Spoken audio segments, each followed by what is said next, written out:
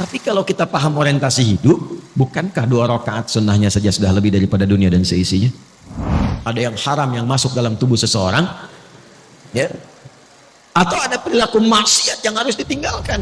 Kalau dia komit, konsisten dengan apa yang dia katakan tadi, dia akan masuk surga. Sifat apapun bisa kita kerjakan, tapi pilihan bisa kita pilih untuk menentukan bagaimana akhir kehidupan kita.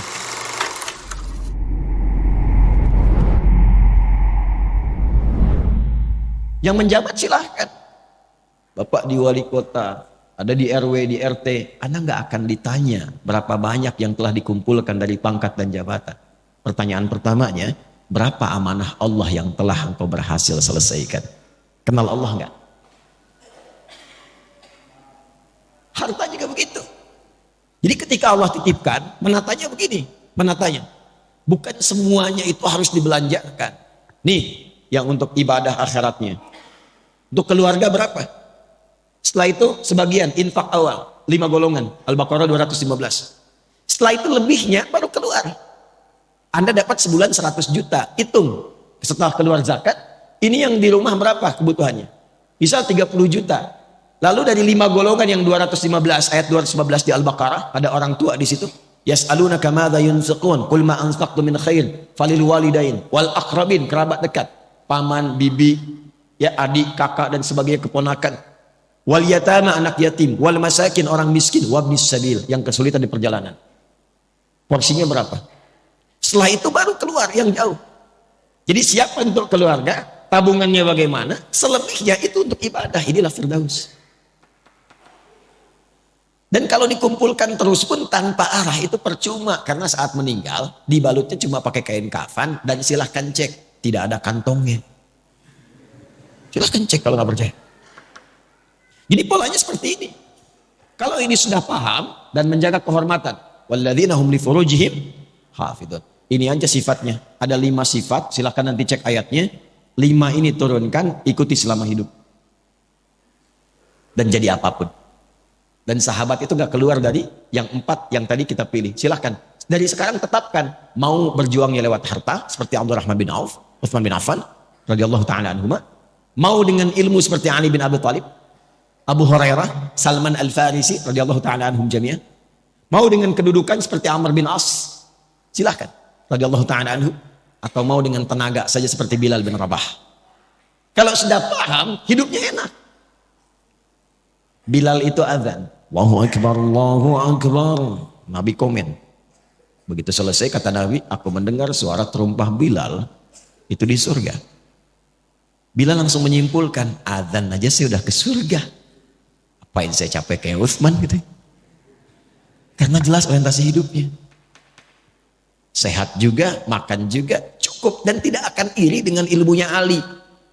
Tidak akan iri dengan kayanya Utsman. Dan gak akan flexing. Itu. Bilal biasa saja. Bilal itu sepeninggal Nabi, itu dicari oleh orang-orang untuk diangkat jadi hakim agung dengan gaji yang sangat tinggi. Tapi Bilal menolak untuk mempertahankan kalimat Nabi yang telah beliau pegang gitu. Karena orientasinya jelas. Saya tanya antum ya. Antum pilih mana? Subuh di Masjid Ar-Raya atau diajak olahraga dikasih hadiah 10 juta?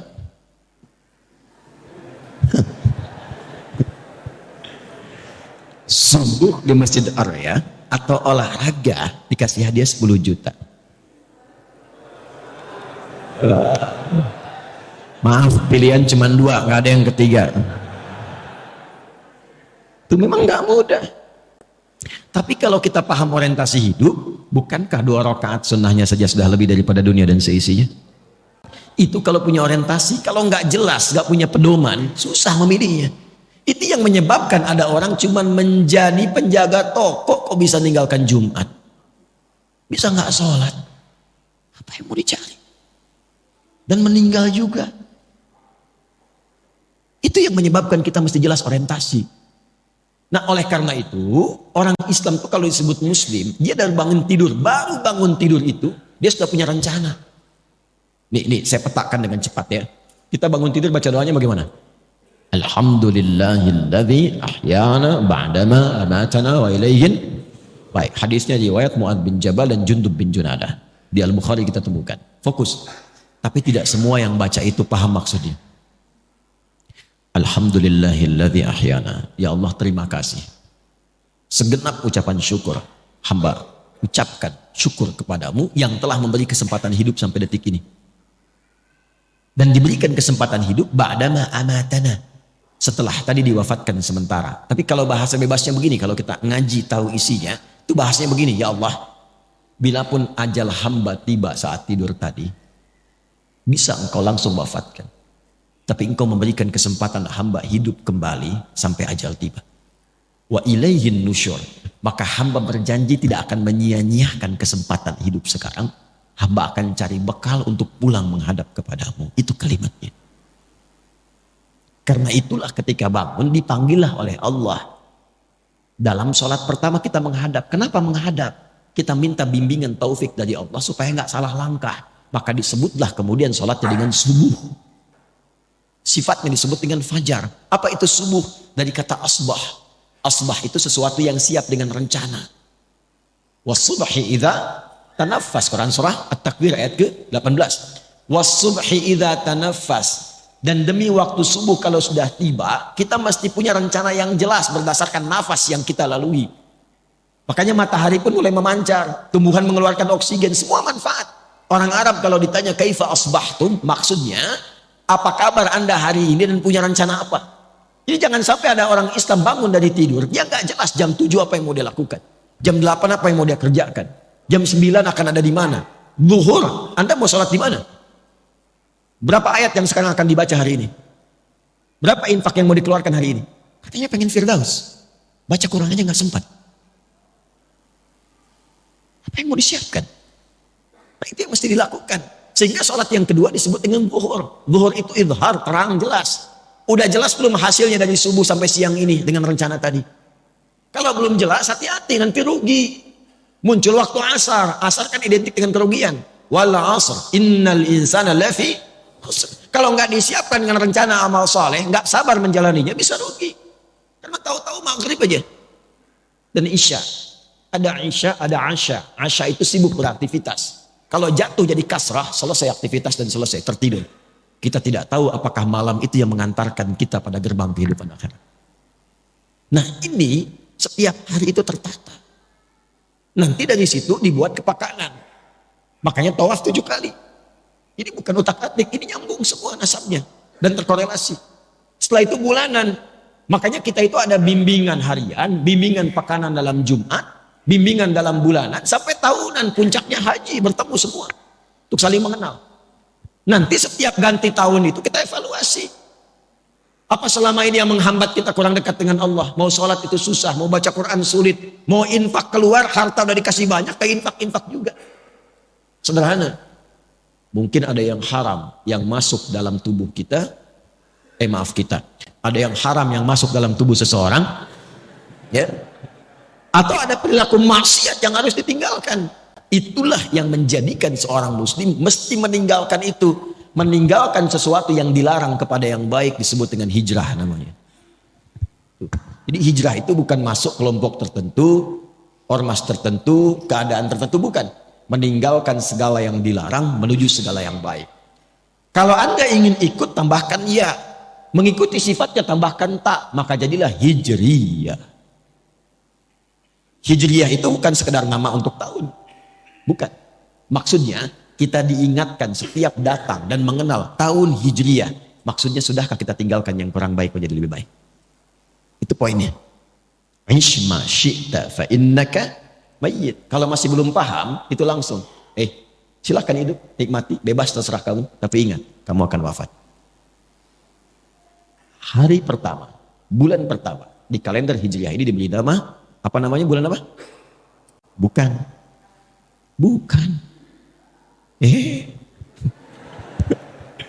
Saya tanya apa Muharram? Bukan, bukan Muharram. Yang tepat itu Al-Muharram. Ya, Al-Muharram. Kalau Muharram itu kegiatan yang diharamkan. Mabuk Muharram. Mencuri muharram, berselisih muharram, bertengkar haram, korupsi muharram. Hukumnya disebut haram. Itu hukumnya. Kalau kita ingin jadikan pada komitmen waktu untuk meninggalkan segala yang dilarang. Saya ingin waktu ini, sekarang ini, saya ingin meninggalkan yang haram dalam pandangan. Saya ingin meninggalkan yang haram dalam perkataan. Maka rubah katanya dari muharram menjadi al-muharram. Jelas? Itulah kenapa disebut al-muharram. Ingin memberikan kesan. Kalau ingin berubah menjadi pribadi yang baik, maka yang pertama dilakukan, mulailah dengan meninggalkan segala yang diharamkan oleh Allah dan Rasulnya. Setelah itu bikin resolusi, rencana terbaik untuk setahun ke depan minimal. Makanya nanti di tanggal 10 itu ada puasa untuk mengevaluasi yang setahun berlalu. Bukankah puasa al-muharram itu menggugurkan dosa setahun? Ya kan? Itu mengevaluasi setahun berlalu untuk punya resolusi setahun yang akan datang. Apa yang mau disiapkan ke depan? Nah, karena itu saya akan akhiri, mudah-mudahan pertemuan ini menjadikan kita lebih terarah, ya, lebih baik, dan punya orientasi yang jelas. Saya akan tutup dengan kisah seorang suku Badui yang datang kepada Nabi SAW. Terdapat dalam hadis riwayat Muslim. Datanglah seorang dari suku Badui, itu padang pasir, pedalaman di Arab, kepada Nabi SAW. Saya bacakan hadisnya. Kama qala, jaa a'rabiyyun ila Nabi sallallahu alaihi wasallam faqala, maka dia berkata, ya Rasulullah, dullani ala amalin basitin yudkhilunil jannata. Ingat, ini bukan kampung lagi, yang paling kampung di Arab. Dia datang kepada Nabi, dia mengatakan, ya Rasulullah, tolong tunjukkan padaku satu amalan yang ringan aja, nggak usah berat-berat, yang penting hamba bisa ke surga. Pinter ya? Pinter, secara ekonomi benar, modal sedikit keuntungan banyak kan? Ya. Kata Nabi, singkat, cukupkan yang fardu saja. Kalau engkau ingin sholat, cukup fardu, kecuali engkau ingin tambah dengan sunnah. Puasa yang fardu saja, Ramadan. Kalau engkau ingin tambah, sunnah. Harta kalau ada, yang fardu saja, zakat. Kalau mau pengen tambah, illa anta tawwa, sunnah. Yang mengagetkan begini, kata orang ini, ya Rasulullah, saya akan konsisten dengan yang fardu aja. Jadi selama hidup, dia sholat fardu aja. Gak pernah sholat sunnah. Puasanya Ramadan saja, gak ngerjakan puasa sunnah. Tapi juga saya akan konsisten meninggalkan maksiat. Jaga diri. Lalu tiba-tiba dia pergi. Thumman talaqa. Perhatikan komen Nabi di sini. Qad aflaha in sadaqa au dakhala al-jannata in sadaqa. Kalau dia komit, konsisten dengan apa yang dia katakan tadi, dia akan masuk surga. Tapi kalimatnya jannah. Ya, jannah tidak menyebutkan firdaus, bukan aden. Karena memang Nabi membalas keinginannya, yang penting ke surga. Jadi sebetulnya simpel. Dia mengerjakan kegiatannya yang sederhana, yang biasa-biasa, tapi visinya tinggi. Nah, cuman dia mengetahui keadaannya. Dia paham, dia itu nggak sanggup sholat sunat tahajud karena tinggalnya nomaden, pindah-pindah. Kadang-kadang malamnya ada badai, terganggu. Maka dia komit dengan yang fardu. Dia mungkin tidak kerjakan sunnah, tapi dia tinggalkan maksiat. Tapi antum tidak harus pilih seperti dia. Kenapa? Karena tantangan mereka dengan kita beda. Di padang pasir, maksiat apa yang mau dilakukan? Lihat onta nggak pakai baju, emang begitu. Pemandangannya ya gersang saja. Jadi potensi maksiatnya kecil, tinggal nata diri saja. Sekarang antum buka HP sudah maksiat. Oke? Sifat apapun bisa kita kerjakan. Tapi pilihan bisa kita pilih untuk menentukan bagaimana akhir kehidupan kita. Jangan sampai satu Al-Muharram itu cuma jadi kumpul-kumpul. Datang, kembang api lebar, tertawa, gembira, akhir tahun, foto-foto, bikin konten. Tapi tidak jelas kehidupan untuk kembali pulang.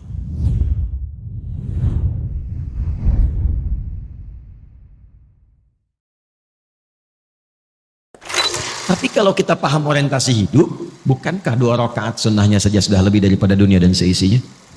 Ada yang haram yang masuk dalam tubuh seseorang, ya, atau ada perilaku maksiat yang harus ditinggalkan. Kalau dia komit, konsisten dengan apa yang dia katakan tadi, dia akan masuk surga. Sifat apapun bisa kita kerjakan, tapi pilihan bisa kita pilih untuk menentukan bagaimana akhir kehidupan kita.